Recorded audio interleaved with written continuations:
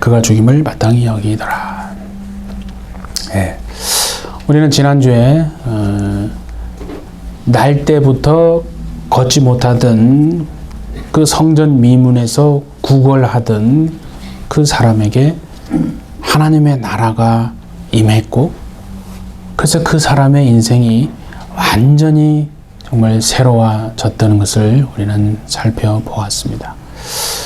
그런데 하나님의 나라가 그 사람에게만 임하는 것이 아니고, 우리가 사도행전 9장에 보면 잘 알듯이 사울에게도, 우리가 아는 그 바울에게도 하나님의 나라가 임하는 것을 볼 수 있거든요. 우리는 사울, 그러니까 우리가 알고 있는 그 바울이 원래 어떤 사람이었느냐를 잘 알아야 합니다.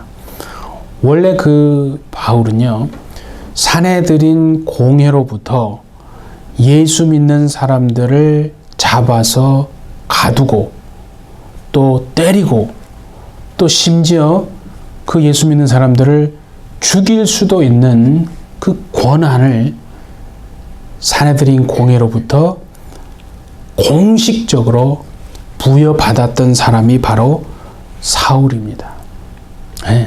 실제로 사울은요, 그 권한을 사용을 해서 예수 믿는 사람들을 그냥 무자백에 가두고 때리고 또 심지어 죽였습니다, 여러분. 진짜로 나쁜 놈입니다, 여러분. 우리는 사도 바울이 나중에 하나님의 은혜를 받아서 정말 그 그리스도를 위해서 살았던 삶만 생각하기 때문에 그렇지, 그 이전의 삶을 보면 그 예수 믿는 사람들을 무자비하게 정말 가족을 분리시켜버리고 감옥에 가두고 때리고 심지어 죽이기까지 한 정말 나쁜 놈이 바울입니다, 여러분. 포악자라는 거예요. 그래서 성경에서 바울이 나중에 자기에 대해서 고백을 하잖아요. 내가 전에는 포악자였다. 비방하고 박해하고 악을 행하는 행악자였다라고 얘기하지 않습니까? 실질적으로 그는 그런 사람이었거든요. 그런데 예수님이 그를 찾아오셨지 않습니까? 하나님 나라가 바울에게도 임했습니다. 그래서 예수님이 친히 먼저 찾아오시고 그에게 은혜를 베풀어 주셨다 이거죠. 그랬더니 그의 바울의 인생이요, 한순간에 정말 바뀌는 것을 우리는 사도행전 9장에서 봅니다. 어떻게 그런 놀라운 일이 있을 수가 있는가? 자, 오늘 한번 이 말씀을 통해서 정말 그것을 우리가 살펴보고 하나님을 우리에게 주시는 무엇을 우리에게 하라고 말씀하시는지 그 음성을 한번 정말 듣기를 원합니다. 우리가 잘 알듯이요, 그 당시에 이스라엘은 독립국가가 아니잖아요. 그 로마의 지배를 받고 있었던 로마의 속국이었거든요. 그러니까 로마의 속국이었기 때문에 이스라엘에서 행했던 모든 재판들은요, 그거 다 불법이에요. 이스라엘에게 재판할 수 있는 권한이 있습니까? 없습니까? 권한이 있을 수가 없어요. 왜냐하면 모든 재판은 로마가 하는 거예요. 그러니까 성경에 나와 있는 그 예수님 재판이요, 전부 다 불법이에요. 로마법에 따르면 완전히 불법이라는 게. 근데 로마가 유대인들에게 어떤 하나의 특혜를 준 게 있어요. 한 가지 특혜를 준 게 뭐냐면, 그 유대인들의 유대교와 관련된 법이 있잖아요. 그 유대교 관련 법에 의한 그 관련된 그런 것들은 유대인들이 직접 처리를 하고 재판을 할 수 있도록 어떤 하나의 예외를 둔 거예요. 원래는 안 되는데 그 유대교와 관련된, 너네들 종교와 관련된 거니까 그거는 그냥 재판을 할 수 있게끔 그렇게 허락을 해 준 겁니다. 그래서 그 유대교에 따르면 신성모독죄, 있잖아요. 신성 모독죄에 해당하는 그 죄를 범한 사람은요, 돌로 쳐서 죽일 수 있도록 그렇게 사내들인 공회에서 그걸 진짜 재판을 통해서 그 사람을 신성 모독죄를 범한 사람을 돌로 쳐서 죽일 수 있게끔 그렇게 했거든요. 그러면은 신성 모독죄를 범해서 돌로 쳐 죽일 때는 단 한 가지 조건이 있어요. 그 사내들인 공회가 총 몇 명이냐면 70명으로 이루어져 있어요.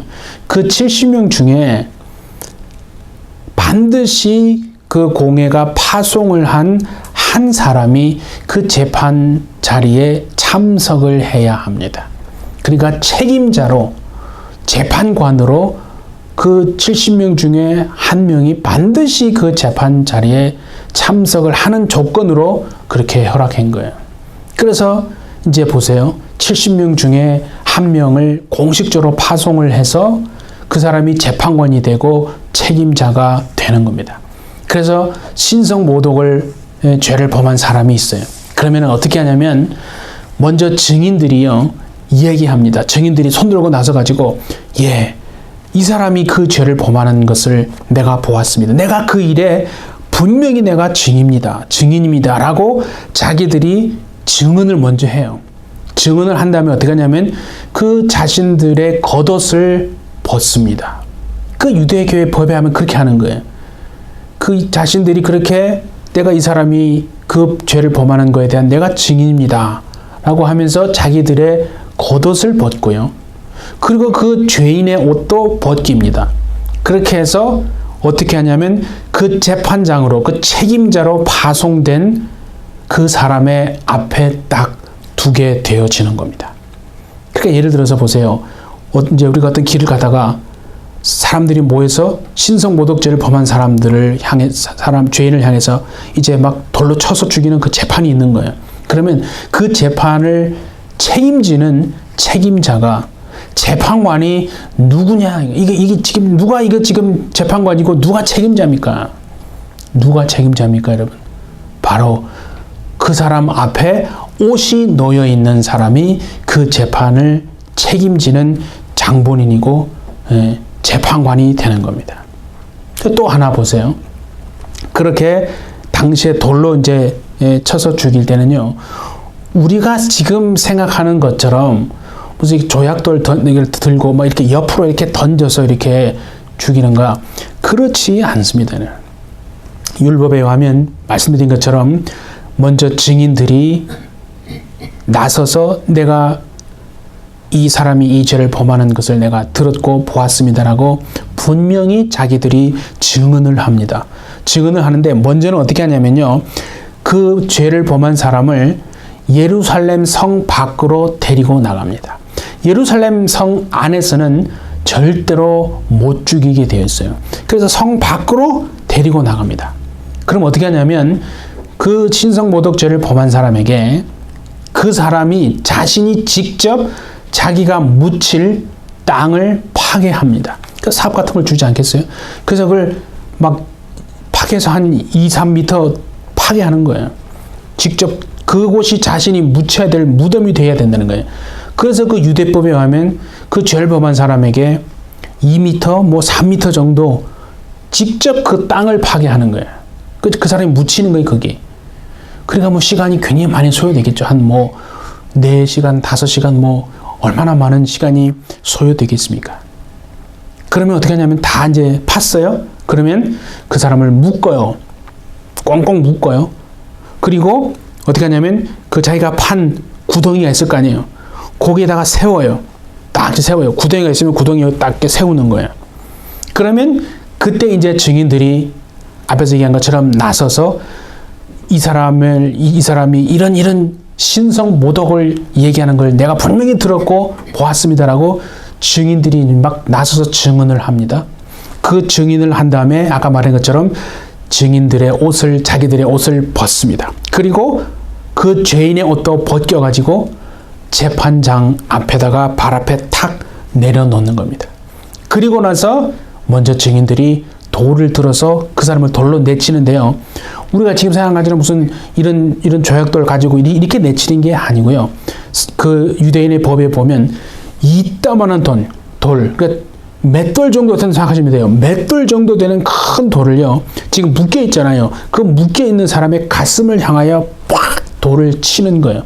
그럼 어떻게 되겠어요? 그 묶여 있는 사람은 그대로 뒤로 자기가 파놓은 구덩이에 그대로 빠지게 되는 거예요. 그러면 떨어져서 죽어요. 목이 부러져서 죽습니다. 그러면 돌에, 지금 우리가 읽었잖아요. 돌 맞아 죽는다는 건 뭐냐면 옆으로 이렇게 돌을 던져서 죽는다는 게 아니고 떨어졌어요. 구덩이에 빠진 그 사람을 향해서요, 위에서 아래로 완전히 돌을 이렇게 던지는 것을 말합니다. 그렇게 돌을 계속 던져요. 언제까지 던집니까? 돌이 쌓이고 쌓여서 그 사람이 판 그 구덩이에 가득 차가지고 그 구덩이가 그 사람의 무덤이 될 때까지 위에서 그냥 돌을 던지는 거예요. 그게 돌로 쳐서 죽이는 겁니다, 여러분. 자, 그러면 우리가 그것을 잘 먼저 가지고 오늘 읽었던 7장을 한번 보면 되는 거예요. 우리가 아는 것처럼 7장은 여러분, 스데반 집사가 순교하기 직전에 했던 정말 그 유언과도 같은 설교거든요. 설교가 끝났어요. 예수 그리스도를 증거했어요. 자, 그러면 이제 54절 한번 보세요. 그들이 이 말을 듣고 마음에 찔려 그를 향하여 이를 갈거늘 스데반이 성령 충만하여 하늘을 우러러 주목하여 하나님의 영광과 및 예수께서 하나님 우편에 서신 것을 보았다 그랬죠. 여기에 참 재밌는 표현이 나요. 뭐라고 하냐면 예수님이 하나님 우편에 서셨다라고 말합니다. 여러분, 창세기부터 요한계시록까지요, 예수님이 하나님 보좌 우편에 계십니다. 100% 어떻게 계신 줄 아십니까? 앉아 계십니다. 여기만 예수님이 서 계시다고 표현을 하고 있는 거예요. 다른 곳에서는 다 앉아 계신데 여기서만 지금 예수님이 보좌 우편에 서셨다라는 표현이 나옵니다. 여러분, 예수님이 스데반 집사가 순교할 때 보좌에서 앉아 계시지 않고 벌떡 일어나 서셨다는 것은 무엇을 말하는 겁니까? 존중을 말하는 거잖아요. 그렇잖아요. 우리가 예를 들어서 여기에 예배에 앉아 있는데 어떤 사람이 이렇게 예배당으로 걸어 들어옵니다. 그럼 만약에 우리 모두가 그 자리에서 다 일어섰다고 하면 그게 무슨 뜻이에요? 그 사람이, 그죠? 그 사람을 향한 우리 모두가 어떤 존경이나 존중을 얘기하는 거잖아요. 예. 사람이 일었을 때는 존중을 얘기하는 거죠. 그러니까 예수님도 지금 스데반 집사가 순교하는 그 때에 하나님 보좌에 앉아 계시지만 않고 벌떡 일어서심으로 정말 그를 향한 존중을 나타내 보여주셨다는 거 아니겠어요? 자, 그럼 계속 한번 보세요. 여러분, 56절부터 한번 보시면 하늘이 열리고 인자가 하나님 우편에 서신 것을 보노라. 예? 스데반이 얘기하는 거 아니에요? 한데 그들이 큰 소리를 지르며 귀를 막고 일제히 그에게 달려들어 성 밖으로 내치고, 그렇죠? 여기서 성은 예루살렘을 말하는 거예요. 예루살렘 성 밖으로 먼저 데리고 나간다고 그랬어요. 성 안에서는 절대 못 죽입니다. 그리고 보세요. 돌로 칠세 증인들이 옷을 벗어 사울이라 하는 청년의 발 앞에 두니라. 증인들이 옷을 벗었다고 그랬죠? 근데 누구 앞에 뒀어요? 사울이라 하는 청년의 발 앞에 두니라. 그러면 지금 스데반을 죽이는 이 재판의 책임자, 재판관이 여러분 누굽니까? 사울이에요. 스데반을 지금 죽이는 이 재판을 책임지고 있는, 그래서 사내들인 공회에서 공식적으로 파송해서 완전히 재판관으로 책임지고 네가 확실히 죽여라도록 죽이는 사람이 지금 책임자가 사울이라는 거예요. 여러분, 우리가 아는 그 바울이요, 지금 스데반 집사를 죽이는 재판의 책임자입니다. 그러면 이렇게 물어봐요. 스데반 누가 죽였습니까? 스데반 누가 죽였습니까? 바울이 죽인 겁니다, 여러분. 어떻게 죽였어요? 그 말도 안 되는 거짓, 예? 막 모함을 해가지고, 그렇죠? 누명을 씌워가지고 스데반 집사를 죽인 장본인이 우리가 아는 그 바울입니다, 여러분. 그 정말 경건한 스데반, 예? 하나님 앞에서 정말 예수 그리스도의 복음을 증거한 그 경건한 스데반에게 거짓 누명을 완전히 그냥 씌워가지고 돌로 쳐서 죽인 장본인이 누구라고요?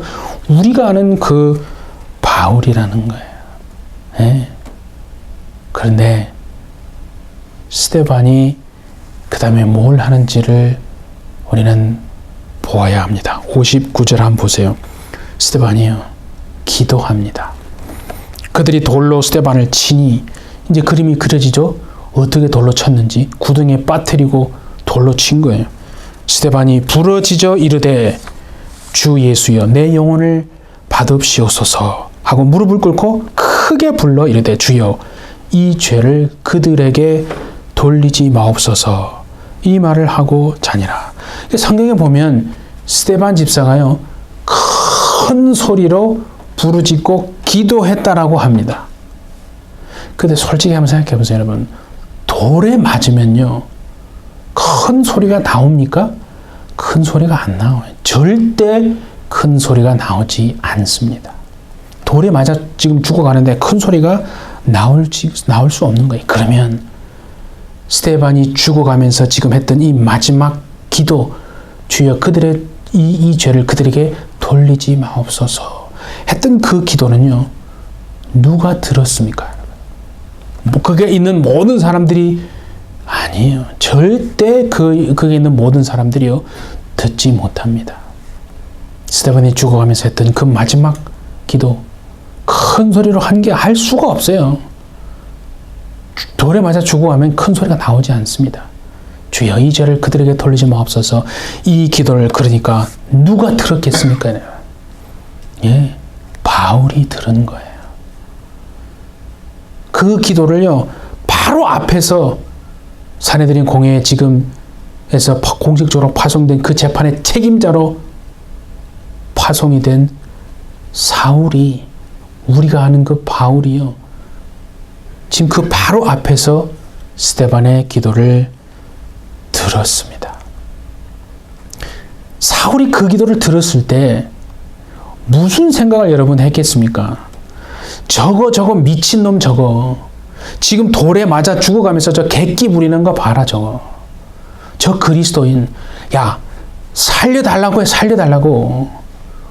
무슨 지금 왜 죽어가는데 뭐 잘난 체 하고 지금. 얼마나 그를 보면서 여러분 사울이요 정말 비웃고 모멸을 하는 눈빛으로 사실 그를 여러분 쳐다보지 않았겠습니까? 예, 분명합니다. 그래서 8장 1절에 보면 뭐라고 했어요? 그가 죽임을 당함을 마땅히 여기더라 그랬잖아요. 그러니까 그 앞에서 스데반이 기도하는 그 기도를 듣고 사울은요 정말 비웃은 거예요. 저 미친 저 그리스도인 보라고 저거 죽어가는데 지금 저를 객기 부리고 있다고. 예? 살려달라고 해, 살려달라고. 그렇게 한 거예요. 그런데 한번 보세요, 여러분. 이론적으로, 이 논리적으로 7장 바로 다음에 연결되어지는 장은 9장이거든요. 왜냐하면 8장은 7장과 같은 얘기예요. 그 스데반의 이제 순교로 인해서 예루살렘 교회 성도들이 흩어져서 복음을 전한 거니까 한 장이라고 보면 되고 7장 바로 그 다음에 연결되어지는 것은 9장입니다. 그렇죠? 그러면 아까 제가 말씀드렸잖아요. 9장에 무슨 일이 있습니까? 예, 예수님이 바울을 만나주시잖아요. 예수님이 바울을 만나주는 거예요. 그러니까 지금 사도 바울이요 어떻게 이해하고 있는 겁니까? 사도 바울이 이해하기는 나 같은 쓰레기 같은 사람을 어찌 예수님이 먼저 찾아오셔서 나에게 이런 은혜를 베풀어 주시는가? 이것이 과연 누구의 기도의 결과라고 바울이 여러분 생각했겠습니까? 예, 맞습니다. 바울은요 자신이 이렇게 하나님의 은혜를 받고 변화된 것이요 바로 스데반 그 집사의 죽어가며 했던 마지막 순간에 그 기도의 결과라고 생각한 겁니다. 어찌 하나님이, 예수님이 정말 나에게 찾아오시고 나를 구원해 주시고 이 은혜를 베풀어 주셨는가? 아니, 나는 그냥 죄인도 아니고 예수 믿는 사람을 감옥에 가두고 그냥 가족들을 다 그냥 이상가족 만들어버리고 때리고 심지어 죽이기까지 한 죄인인데, 아니 예루살렘뿐만 아니라 저 멀리 다메섹에까지 가서 그렇게 사람들을 가두고 때리고 죽인 사람이 난데 어떻게 나 같은 죄인을 예수님이 만나 주셔서 은혜를 베풀어 주셨을까? 그래서 바울은 어떻게 이해했냐면요. 물론 그건 정말 하나님의 은혜가 맞죠. 그런데 바로 그 스데반이 순교하면서 했던 마지막 순간에 그 기도, 드렸던 그 기도 있잖아요. 주여, 이 죄를 그들에게 돌리지 마옵소서 했던 그 기도의 결과라고 사울은 생각했다는 것입니다, 여러분. 그러니까 스데반이 죽어가면서 했던 그 기도를 사실 그 당시에는 그 사울이 얼마나 여러분 무시하고 정말 비웃었는지 모릅니다. 그런데 성경에 보면요, 사울이 나중에 바울이 되고 난 다음에 그 기도를 생각할 때마다 여러분 그 바울의 마음이 참 얼마나 뜨거워졌겠습니까? 그러니까 여러분 스데반이 없으면, 스데반이 아니면 바울은 없는 겁니다. 스데반이 아니면 바울은 없는 거예요. 그래서 여러분 그 바울이 썼던 서신들에 보면 마치 그 스데반, 순교한 스데반을 추억하는 듯한 그런 구절들이 많이 나오거든요. 이렇게 한번 생각합시다. 여러분이 만약에 바울이에요. 그러면 이 땅에서 하나님이 허락하신 그 정말 사역을 다 이제 마무리하고 하나님 나라에 갔습니다. 그러면 예수님 빼고 누구를 가장 만나고 싶으십니까? 여러분이 우리가 바울이라면 스데반 아니겠습니까? 바울이 예수님 빼고 가장 정말 만나고 싶은 사람이 스데반 집사일 겁니다. 근데 그렇게 생각할 수 않겠어요? 진짜 하나님 나라에 갔는데 어찌 보면 먼저 스데반이 바울을 향해서 그런 말 하지 않겠어요? 바울, 정말 고맙습니다. 진짜 고맙습니다. 라고 오히려 스데반이 여러분 그런 말을 하지 않겠습니까? 그러니까 스데반의 기도와 그 순교의 희생으로 말미암아 태어난 사람이 누굽니까? 바울입니다, 여러분. 스데반의 그 기도와 순교의 희생으로 말미암아 태어난 사람이 바울입니다, 바울. 그런데 여러분 한번 생각해 봅시다. 그 사도 바울에게만 스데반이 있는 겁니까? 아니요. 바울에게만 스데반이 있는 게 아닙니다, 여러분.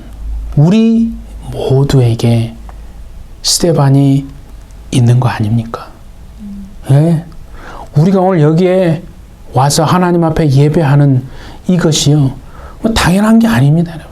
우리가 어떻게 이 자리에 와서 예배하고 있습니까? 누군가의 정말 눈물, 그 누군가의 기도와 그 누군가의 용납이 있었기 때문에 우리가 지금 여기에 와서 기도하는 거 아니겠습니까? 그렇다면 저는 이 말씀을 통해서 하나님 우리에게 이렇게 말씀하시는 줄 믿습니다. 그러면 이제 우리가 누군가의 스데반이 되어줘야 하지 않겠는가? 정말 주님은 그렇게 말씀하시는 것 같아요. 이 세상에서 여러분 가장 제일 힘든 게 뭐라고 생각하십니까?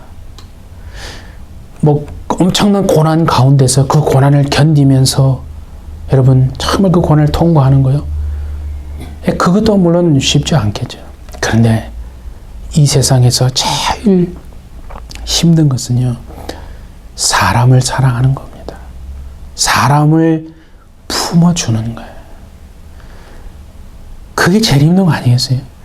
사람을 사랑하고 사람을 품는다는 건 뭐냐면 고슴도치를 가슴에 끌어안는 것과 똑같습니다. 그러니까 사람을 사랑하는데 어찌 피를 안 흘릴 수 있는가? 그러니까 사람을 용납하는 것이요, 사람을 품어주는 것이요, 그 사람을 사랑하는 것이 이 세상에서 가장 힘든 겁니다. 예, 맞습니다. 정말 우리가 어떻게 얘기했습니까? 예, 누군가의 그 눈물이 있었기 때문에, 누군가의 그 기도와 그 누군가의 품어줌과 용납함이 있었기 때문에 오늘 우리가 여기에 있는 것 아니겠습니까? 그것이 부모님이 됐든 선생님이 됐든 어떤 우리의 친구가 됐든 선배가 되었든 어떤 집사가 되었든 정말 잊지 못할 그 사람이 정말 있지 않겠습니까? 저에게도 참 그런 사람이 있어요. 제가 1학년 신입생 때 그 당시 졸업반이었던 선배님, 물리학과 4학년,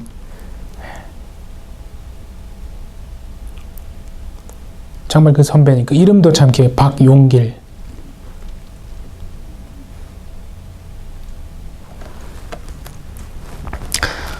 제가 있는 것도 참 그분의 기도 때문이라고 생각합니다.